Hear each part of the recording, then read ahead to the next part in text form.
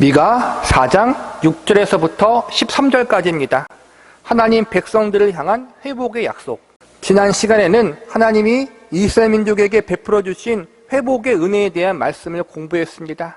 하나님은 아직 이스라엘 민족이 죄악의 자리에 있었을 때 조건 없는 구원과 회복을 선포하시므로 구원이 인간의 공로나 의로움에 의해서 이루어지는 것이 아니라 철저하게 하나님의 은혜로 이루어지는 것임을 알려주셨습니다. 구원뿐만 아니라 성도들의 삶이 하나님 앞에 쓰임받는 인생이 되고 하나님을 향한 갈급한 마음을 품게 되는 것 역시도 하나님의 은혜로 말미암은 것임을 배웠습니다. 은혜란 조건 없이 주어지는 하나님의 자비와 긍휼입니다. 하나님 백성을 향해 부어지는 모든 은혜들은 우리가 잘해서나 잘나서 허락하여 주는 것이 아니라 무조건적인 하나님의 자비와 긍휼과 사랑으로 말미암아 우리에게 부어지는 것임을 우리는 알아야 합니다. 우리의 그 어떠함이나 조건, 근거를 바탕으로 하지 않고 오로지 무한하신 하나님의 자비와 긍휼하심이 근거가 되어 우리를 회복의 자리, 은혜의 자리로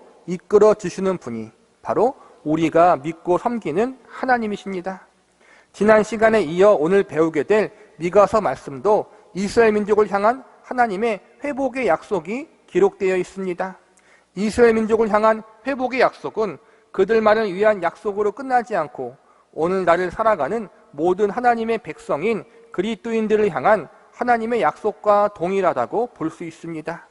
구약에서는 하나님의 백성이 이스라엘 민족이었지만 신약에서는 예수 그리스도로 말미암아 거듭난 모든 그리스도인들이 하나님의 백성들입니다. 그러므로 구약의 하나님의 백성인 이스라엘 민족을 향한 하나님의 말씀은 신약시대의 모든 그리스도인들을 향한 하나님의 말씀으로 적용할 수 있습니다. 이스라엘 민족의 회복에 대한 약속의 말씀 역시 오늘날 모든 교회와 성도를 향한 회복의 약속으로 받아들일 수 있습니다. 우리는 오늘 미가서 4장의 후반부 말씀을 통해서 하나님이 이스라엘 백성들에게 어떠한 회복의 약속을 선포하셨는지 살펴보면서 이 회복의 약속이 오늘을 살아가는 저와 여러분에게 어떠한 교훈과 메시지를 주는지 알아보는 시간을 가져보도록 하겠습니다. 첫 번째로 하나님은 이스라엘 백성들의 자유에 대한 회복을 약속하셨습니다. 미가서 1장부터 3장까지는 이스라엘 민족의 죄악과 이로 인한 하나님의 징계와 심판에 대한 말씀이 계속해서 기록되어 있습니다. 징계와 심판의 주요 내용은 회개하지 않는 이스라엘 백성들을 멸망시켜버리고 포로로 끌려가도록 징계하신다는 것입니다. 그리고 실제로 북이스라엘 왕국은 아수르 제국에 의해서 멸망당하고 남유다 왕국은 바벨론 제국에 의해서 멸망당하게 됩니다. 본문 6절과 7절을 보시기 바랍니다. 여호와께서 말씀하시되 그날에 내가 저는 자를 모으며 쫓겨난 자와 내가 환난받게 한 자를 모아 발을 저는 자는 남은 백성이 되게 하며 멀리 쫓겨났던 자들이 강한 나라가 되게 하고 나 여호와가 시온산에서 이제부터 영원까지 그들을 다스리리라 하셨나니. 6절과 7절의 말씀에서 우리가 배울 수 있는 메시지는 하나님 백성을 향한 하나님의 매는 언제나 사랑의 매라는 것입니다. 사랑의 매는 징계 자체가 목적이 아니라 깨닫게 하시고 고치게 하기 위한 선한 목적이 있습니다. 6절에서 보면 저는 자, 쫓겨난 자, 환난 받게 한 자라는 표현이 나오고 7절에서는 발을 저는 자, 멀리 쫓겨난 자라는 표현이 나옵니다. 이 모든 표현은 하나님의 징계와 심판을 받은 자라는 동일한 의미를 지니고 있는 표현들입니다. 이스라엘 백성들은 하나님께 심판과 징계를 받아 발을 절 만큼 크게 혼이 날 것입니다. 그리고 약속의 땅인 가나안 땅에서 쫓겨나 많은 환난과 고난을 경험하게 될 것입니다. 이것은 이스라엘 백성들이 하나님 앞에 지은 죄에 대한 하나님의 징계입니다. 그런데 이 징계 이후에 하나님이 어떻게 하신다고 말씀하고 있습니까? 다시 모으시고 강한 나라가 되게 하시겠다고 약속하십니다. 즉 하나님의 징계와 심판이 정죄를 위한 것이 아니라 고치고 새롭게 하시려는 사랑의 매였다는 것을 우리는 알 수 있습니다. 하나님께서 사랑의 매로 이스라엘 백성들을 크게 혼을 내신 다음 그들로 하여금 자신들의 잘못을 뉘우치게 하시려는 의도가 있었던 것입니다. 그리고 하나님이 보실 때 이만하면 됐다라고 하실 때 그때가 되면 다시 하나님이 그들을 불러 모으셔서 새로운 나라로 회복시켜 주실 것입니다. 오늘 말씀을 보면 표면적으로 포로된 상태에서 자유를 주어 회복시켜 주신다는 약속으로 볼 수 있습니다. 그러나 한 발 더 나아가 하나님이 주시는 자유는 단순히 육적인 자유만이 아니라 죄에 얽매여 죄에 포로된 상태에 있었던 이스라엘 백성들에게 영적인 자유를 주신다는 의미로도 받아들일 수 있습니다. 하나님은 하나님의 백성들에게 영적인 자유를 주시기를 원하고 계십니다. 하나님을 믿지 않는 사람들은 모두 죄의 노예요, 죄의 종된 상태에 있는 사람들입니다. 그러나 하나님을 믿으면 이제 죄의 노예와 종이 아니라 하나님께 속한 하나님의 백성이 됩니다. 그런데 문제는 하나님의 백성임에도 불구하고 하나님을 믿지 않고 살았던 과거의 모습으로 돌아가려는 악한 습관들이 하나님 백성 안에 존재하고 있다는 것입니다. 신부는 이미 하나님의 백성이기 때문에 죄의 종과 노예가 되지는 않습니다. 그러나 죄에 사로잡혀 죄의 포로가 된 상태는 될 수 있습니다. 노예와 포로는 분명히 다릅니다. 그러나 노예나 포로나 비참한 상태에 있는 것은 동일합니다. 하나님은 이미 그분의 은혜로 말미암아 죄의 종과 노예된 우리들을 구원해 주셨습니다. 그런데 그 은혜와 사랑을 경험하고도 우리는 과거 죄가 주는 유혹을 거절하지 못하고 죄에 깊이 빠지는 자리로 갈 때가 있습니다. 이때 하나님은 우리에게 사랑의 매를 드십니다. 사랑의 매를 드시는 이유는 말로 해서는 안 될 것을 아셨기 때문입니다. 이미 수없이 경고하고 권면하며 타일렀지만 듣지 않았기에 사랑의 매를 드시는 것입니다. 그래서 시브리서 기자는 이렇게 가르칩니다. 주께서 그 사랑하는 자를 징계하시고 그가 받아들이시는 아들마다 채찍질 하심이라. 이 매는 아픈 매이고 고통스러운 매입니다. 그러나 하나님께서 이 사랑의 매를 통하여 죄의 유혹을 포기하지 못했던 우리들을 철저하게 죄를 멀리하는 자리로 이끄실 것입니다. 히브리서 12장 11절과 13절의 말씀을 제가 읽어드리겠습니다. 무릇 징계가 당시에는 즐거워 보이지 않고 슬퍼 보이나 후에 그로 말미암아 연단받은 자들은 의와 평강의 열매를 맺느니라. 그러므로 피곤한 손과 연약한 무릎을 일으켜 세우고 너희 발을 위하여 곧은 길을 만들어 저는 다리로 하여금 어그러지지 않고 고침을 받게 하라. 하나님의 사랑의 매에는 이렇게 선한 목적이 있습니다. 우리의 어그러진 발과 길을 곧게 하시기 위하여 드시는 하나님의 사랑의 매가 있기에 우리가 지금 이 자리에 있을 수 있었다는 사실을 기억하시기 바랍니다. 두 번째로 하나님은 이스라엘 백성들의 영적인 회복을 약속하셨습니다. 본문 9절을 보시기 바랍니다. 이제 내가 어찌하여 부르짖느냐 너희 중에 왕이 없어졌고 내 모세가 죽었으므로 내가 해산하는 여인처럼 고통함이냐. 9절에서 왕이 없어졌고 모사가 죽었다고 나와 있는데 이는 나라가 멸망당해서 당하게 될 고통이 얼마나 큰지 여인이 해산하는 고통과 비교하고 있습니다. 나라가 멸망당하고 아이를 해산하는 그러한 고통을 당하자 비로소 이스라엘 백성들이 무엇을 하기 시작합니까? 고난을 당하자 비로소 하나님을 향해 부르짖게 됩니다. 부르짖었다는 것은 기도했다는 것입니다. 미가서 1장부터 4장까지의 말씀을 쭉 보면 이스라엘 백성들이 하나님을 찾거나 기도했다는 내용이 한 번도 등장하지 않습니다. 미가 선지자를 통해서 그렇게 많이 죄를 지적하시고 심판을 경고하도록 했는데 그때 아예 무시하고 듣지 않고 있다가 나라가 멸망당하고 큰 고통을 당하자 그때야 비로소 하나님을 찾고 부르짖었다는 것입니다. 그런데 감사한 것은 하나님이 이 뻔뻔한 이스라엘 백성들의 부르짖음을 들으셨다는 것입니다. 이어지는 10절을 보시기 바랍니다. 딸 시온이여 해산하는 여인처럼 힘들여 나을지어다. 이제 내가 성읍에 나가서 들에 거주하며 또 바벨론까지 이르러 거기서 구원을 얻으리니 여호와께서 거기서 너를 내 원수들의 손에서 속량하여 내시리라. 10절에 보니까 힘들여 나을지어다라고 말씀합니다. 이 말씀은 아이를 해산할 때에는 큰 고통을 경험하지만 아이를 낳으면 출산의 고통을 잊을 만큼 큰 기쁨을 얻을 수 있다는 것을 알려주는 것입니다. 하나님은 하나님이 내리시는 사랑의 매를 해산하는 여인의 고통으로 비유하심으로 이 사랑의 매가 지금은 아프고 고통스럽지만 이스라엘 백성들을 새롭게 만드는 매우 선하고 유익한 과정이 될 것임을 알려주고 계시는 것입니다. 그래서 10절 마지막에 보면 바벨론에서 구원을 얻어 원래의 고향에서 거주할 수 있도록 하나님이 회복시켜 주신다고 약속하고 계십니다. 9절과 10절에서 중요한 말씀은 부르짖었다, 성량하다는 말씀입니다.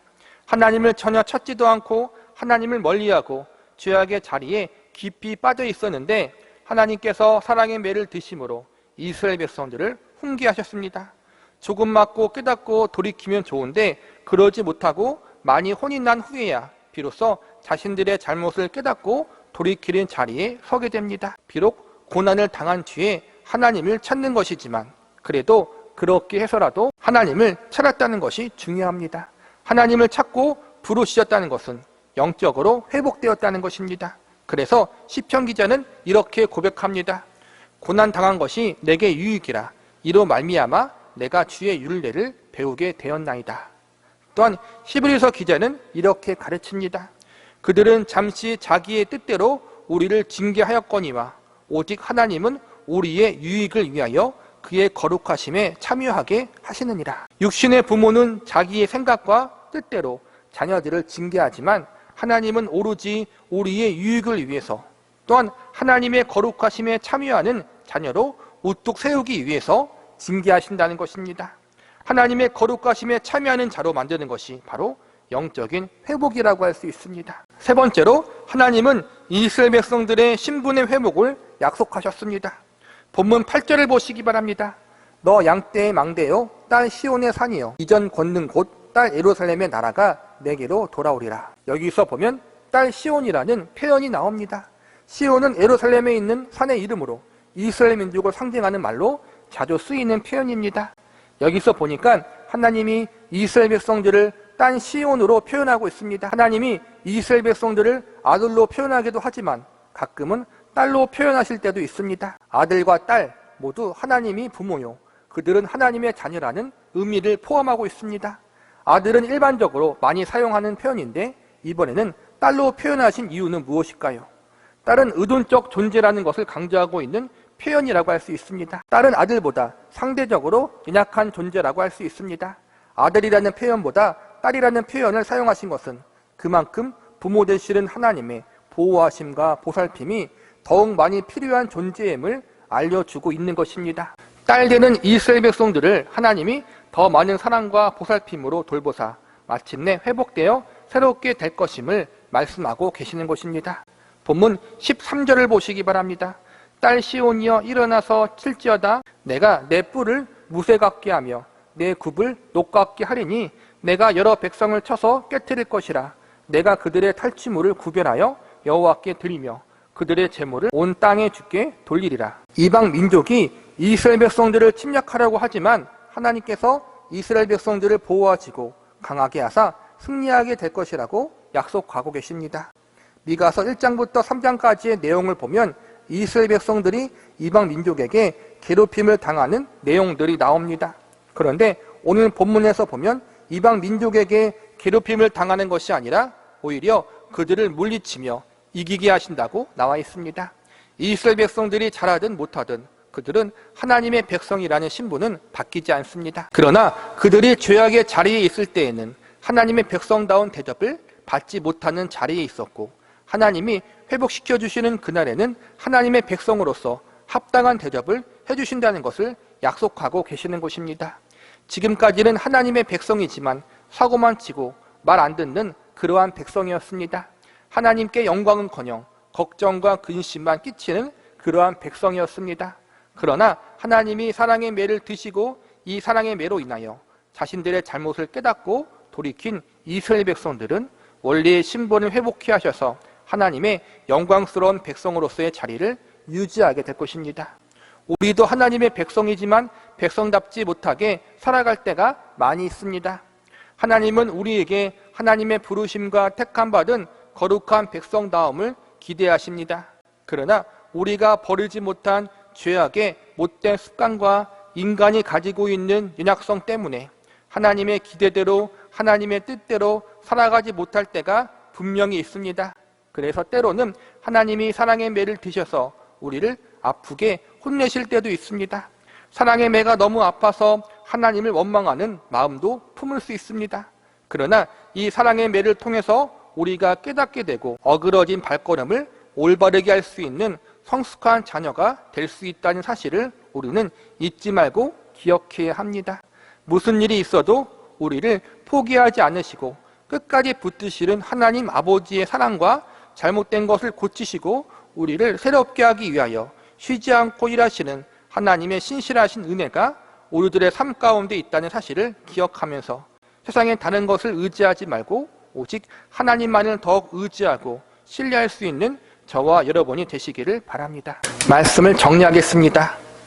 미가서 4장에서 하나님은 이스라엘 백성들을 향하여 회복을 약속하셨습니다. 죄의 포로가 된 상태가 아니라 죄에서 자유를 얻은 하나님의 백성이 되게 하시고 하나님을 멀리했던 상태에서 하나님을 간절히 찾고 부르짖는 백성이 되는 회복을 약속하셨습니다. 하나님이 약속하신 회복은 이스라엘 백성들이 그동안 이름만 하나님의 백성으로 살았지만 이제는 진짜로 하나님의 백성다운 존재로 살아갈 수 있도록 새롭게 하신다는 회복의 약속이었습니다. 본문 11절을 보시기 바랍니다. 이제 많은 이방 사람들이 모여서 너를 치며 이르기를 시온이 더럽게 되며 그것을 우리 눈으로 바라보기를 원하노라 하거니와. 이 말씀은 이스라엘 백성들의 원수들이 가지고 있는 악한 계획을 소개하고 있는 것입니다. 이방 민족이 이스라엘 백성들을 괴롭히고 그들을 못살게 굴겠다는 것입니다. 과거처럼 나라를 침략하여 빼앗겠다는 것입니다. 이어지는 12절을 보시기 바랍니다. 그들이 여호와의 뜻을 알지 못하여 그의 계획을 깨닫지 못한 것이라 여호와께서 곡식단을 타작마당에 모음같이 그들을 모으셨나니. 원수들의 이러한 악한 계획이 있지만 하나님이 이스라엘 백성들을 보호하사 원수들을 모두 타작마당에 모은 곡식의 단처럼 떨치고 날려버리신다고 말씀하고 계십니다. 즉 회개하고 돌이켜 회복된 하나님의 백성들을 이제는 아무도 건들 수 없다는 것입니다. 하나님께서 하나님 백성들을 괴롭히려는 세력들을 가만히 두지 않으신다는 것입니다. 승리하는 삶을 살게 하신다는 것입니다. 결론적으로 오늘 중심 주제는 하나님이 하나님 백성들을 주도적으로 새롭게 하시고 회복케 하신다는 것입니다.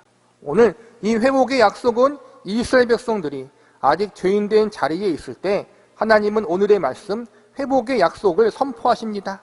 회개하고 돌이켰을 때 주신 말씀이 아니라는 것입니다.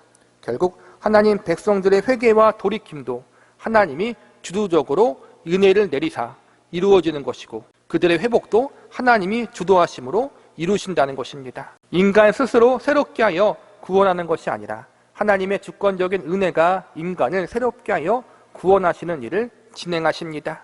그러므로 우리의 소망은 우리 자신에게 있는 것이 아니라 하나님께만 있는 것입니다. 인간이 스스로 주인되어 하나님을 거절하고 살았던 인생의 결과는 죄의 포로가 되어 고통과 괴로움만 당할 뿐입니다. 하나님의 거룩한 백성이지만 전혀 백성답게 살지 못하며 하나님의 백성이 누리고 살 수 있는 수많은 은혜들을 전혀 누리지 못하고 살게 됩니다. 그러나 하나님이 주인 되시고 주도하시는 삶은 하나님이 예비하시고 준비하신 은혜들을 누리며 살 수 있게 됩니다. 하나님이 주도적으로 하시기에 인간 편에서는 결코 자랑할 것이 없습니다. 하나님의 은혜와 사랑을 경험한 사람일수록 더욱 겸손해질 수밖에 없습니다. 그리고 죄인된 우리를 향한 그 은혜와 사랑 때문에 더욱 열심히 하나님께 감사와 찬양과 영광을 돌리는 자리에 가게 됩니다. 우리가 어떠한 자리에 있든지 우리를 향한 하나님의 뜻과 계획은 언제나 생명이고 회복이고 살리는 것임을 기억하시기 바랍니다. 나의 그 어떠함을 보시고 나를 살리시는 것이 아니라 하나님의 무한하신 사랑과 은혜, 그분의 자비와 긍휼이 근거가 되어 우리를 회복케 하시고 새롭게 하시는 것입니다. 여기에 소망을 가지시며 우리를 향하여 영원한 사랑과 은혜를 부어주시는 하나님을 더욱 갈망하고 사모하고 사랑할 수 있는 저와 여러분이 되시기를 간절히 기도합니다.